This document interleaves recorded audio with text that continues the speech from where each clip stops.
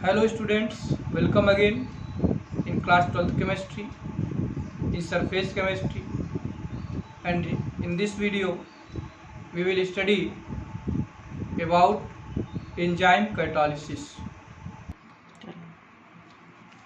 Enzyme catalysis. तो सबसे पहले हमको जानना है, हम लोगों को जानना चाहिए कि what is enzyme catalyst. Enzyme catalyst क्या होते हैं? तो enzyme catalyst are homogeneous biological catalyst and catalyse chemical biochemical reactions in living system. तो हमारे बॉडी के अंदर जितने भी रिएक्शंस होते हैं उसको हम बोलते हैं बायोकेमिकल रिएक्शंस। और बायोकेमिकल रिएक्शन को कैटालाइज करने के लिए एंजाइम का यूज होता है। तो एंजाइम क्या करता है? एक कैटालिस्ट का रोल प्ले करता है। तो it is very important for us, क्योंकि लिविंग सिस्टम में, लिविंग ऑर्गेनिज्म के अंदर जितने भी केमिकल रिएक्शंस होते हैं उसको कौन कैटालाइज करता है? एंजाइम। एंजाइम्स हैं क्या? What are enzymes?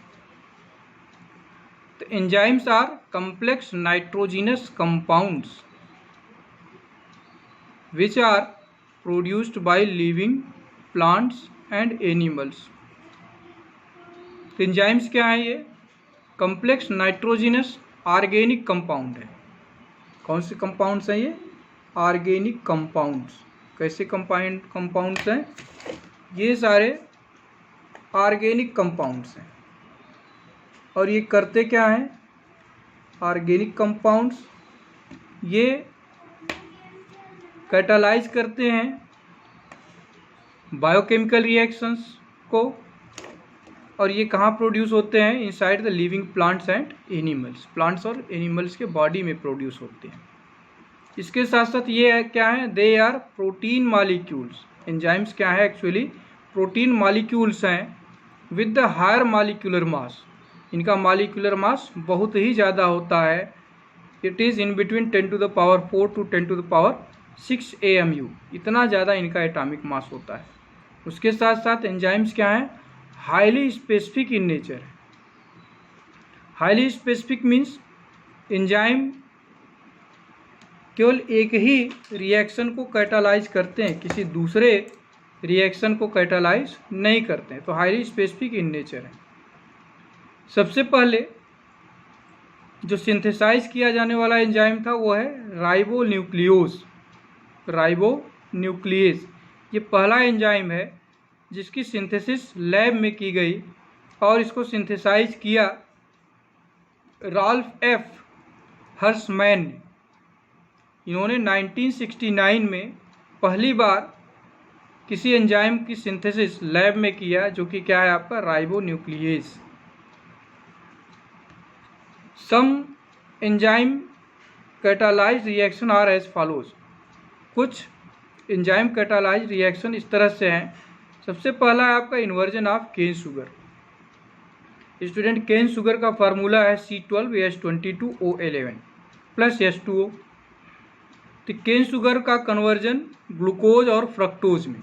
Cane sugar का कन्वर्जन किस में हुआ? ग्लूकोज और फ्रक्टोज में। और इसके लिए जो एंजाइम यूज होता है वो है आपका इन्वर्टेज। इन्वर्टेज एक ऐसा एंजाइम है जो केन शुगर को किस में कन्वर्ट कर देता है? ग्लूकोज और फ्रक्टोज में। और वाटर से रिएक्शन हुआ है, इसलिए इसको क्या हम बोलेंगे? हाइड्रोलिसिस। कोई भी रिएक्शन जिसमें वाटर इन्वॉल्व हो या कोई भी केमिकल जब वाटर से रिएक्शन करता है तो उस रिएक्शन को बोलते हैं हम हाइड्रोलिसिस। तो केन शुगर का हाइड्रोलिसिस इन्वर्टेज एंजाइम के प्रेजेंस में जब होता है तो किसमें कन्वर्ट हो जाता है? ग्लूकोज और फ्रक्टोज में। दूसरा रिएक्शन है आपका conversion of glucose into ethyl alcohol. Glucose को इथाइल एल्कोहल में कन्वर्ट करने के लिए जाइमेज एंजाइम का रोल होता है। C6H12O6 it is the formula of glucose. In presence of जाइमेज, जाइमेज क्या करता है? इसका डीकम्पोजिशन कर देता है और ग्लूकोज में किस में कन्वर्ट कर देता है? इथाइल एल्कोहल C2H5OH और कार्बन डाइऑक्साइड में। तो यहाँ ये जाइमेज का रोल है। जाइमेज क्या है? एक एंजाइम है। थर्ड रिएक्शन है आपका conversion of starch into maltose. Starch को माल्टोज में कन्वर्ट करने के लिए डायस्टेज एंजाइम का यूज किया जाता है। डायस्टेज एंजाइम क्या करता है, स्टार्च का फार्मूला है C6H10O5N। तो जितने मालिक्यूल C6H10O5 के होंगे उतने ही मालिक्यूल हम वाटर का लेते हैं NaH2O। तो डायस्टेज क्या करता है, स्टार्च को माल्टोज में कन्वर्ट कर देता है। किस में कन्वर्ट कर देता है, डायस्टेज को माल्टोज में। तो स्टूडेंट्स आप देखिए माल्टोज का फार्मूला और केन शुगर का फार्मूला। केन शुगर का फार्मूला भी क्या था आपका C12H22O11 और यही फार्मूला आपका माल्टोज का है। क्या माल्टोज और केन शुगर में थोड़ा सा डिफरेंस है। केन शुगर हमको कहाँ से मिलता है, it is obtained from the sugar cane या शुगर बीट से। लेकिन ये माल्टोज कहाँ से मिलता है, it is obtained from the by the digestion of starch. ठीक है, स्टार्च का जब डाइजेशन होता है तब हमको माल्टोज मिलता है। जबकि शुगर केन हमको कहाँ से मिल जाता है, डायरेक्टली शुगर बीट से मिल जाता है। ठीक है, और जो केन शुगर है ये क्रिस्टल के फॉर्म में पाया जाता है। केन शुगर किस फॉर्म में पाया जाता है, क्रिस्टल के फॉर्म में। जबकि ये माल्टेज क्या है, it is in the form of powder के फॉर्म में होता है। ठीक है, और जो केन शुगर है उसमें ग्लूकोज और फ्रक्टोज दोनों पाया जाता है। लेकिन माल्टोज में केवल आपका ग्लूकोज ही पाया जाता है, जबकि केन शुगर में दोनों मिलता है, ग्लूकोज एंड फ्रक्टोज। ये कुछ डिफरेंस है। उसके साथ साथ जो केन शुगर की स्वीटनेस है वो ज़्यादा होती है, माल्टोज की स्वीटनेस कम होती है। ठीक है, केन शुगर को हम लोग फूड को स्वीट बनाने या sweeten the food, we use the cane sugar to sweeten the food and also in the drink.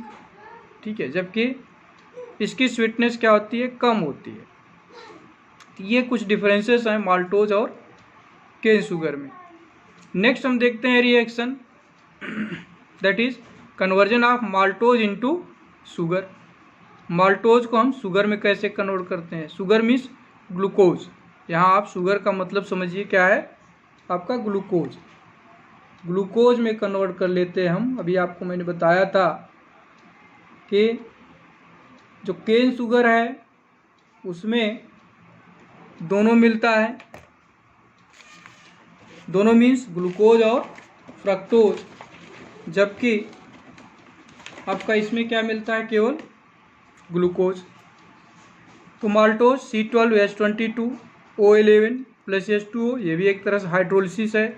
In presence of enzyme maltase की प्रेजेंस में ये माल्टोज को किस में कन्वर्ट कर देता है, ग्लूकोज में, C6H12O6। इसी तरह से नेक्स्ट रिएक्शन है आपका decomposition of urea into ammonia and carbon dioxide. Ammonia का फार्मूला होता है NH2CONH2। यूरिया का फार्मूला है आपका NH2CONH2 प्लस H2O। ये भी एक तरह से हाइड्रोलिसिस है। इन प्रेजेंस ऑफ यूरियेज क्या है, आपका एंजाइम है। तो यूरियेज क्या करता है, यूरिया को अमोनिया NH3 और कार्बन डाइऑक्साइड में कन्वर्ट कर देता है। इसी तरह से इनसाइड द स्टमक के अंदर जो प्रोटीन है, प्रोटीन का डाइजेशन होता है तो ये पेप्टाइड्स में कन्वर्ट हो जाता है। स्टमक के अंदर एक पेप्सिन का सेक्रेशन होता है जो कि एक एंजाइम है। ये पेप्सिन क्या करता है, प्रोटीन को पेप्टाइड्स में कन्वर्ट कर देता है। लेकिन इसी प्रोटीन को इंटेस्टाइन के अंदर पैंक्रियाटिक ट्रिप्सिन पाया जाता है जो कि एंजाइम का काम करता है। ये ट्रिप्सिन क्या है, ये पैंक्रियास से सेक्रेट होता है। और ये पैंक्रियाटिक ट्रिप्सिन क्या करता है, प्रोटीन को एमिनो एसिड्स में कन्वर्ट कर देता है। मीन्स स्टमक में प्रोटीन किस में कन्वर्ट हो जाता है, पेप्टाइड्स में, in presence of pepsin.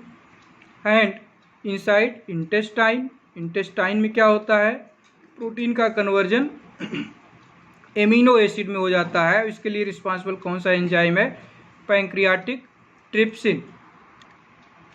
Next reaction है आपका conversion of milk into curd, milk का कर्ड में कन्वर्जन।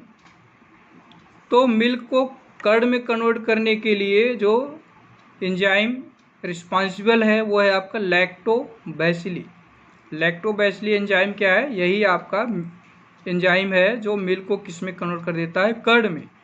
और ये लैक्टोबैसिली कहाँ पाया जाता है? It is present in the curd, curd में प्रेजेंट मीन्स कर्ड के अंदर। कर्ड मीन्स होता है दही, दही में पाया जाता है lactobacilli.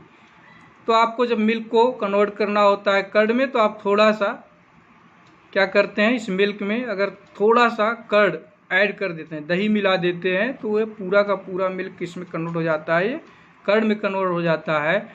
It is due to the enzyme lactobacilli. ये लैक्टोबैसिली ही कन्वर्ट करता है मिल्क को कर्ड में। तो स्टूडेंट्स, इस वीडियो में बस इतना ही। नेक्स्ट वीडियो में हम लोग पढ़ेंगे about the characteristics of enzyme catalysis.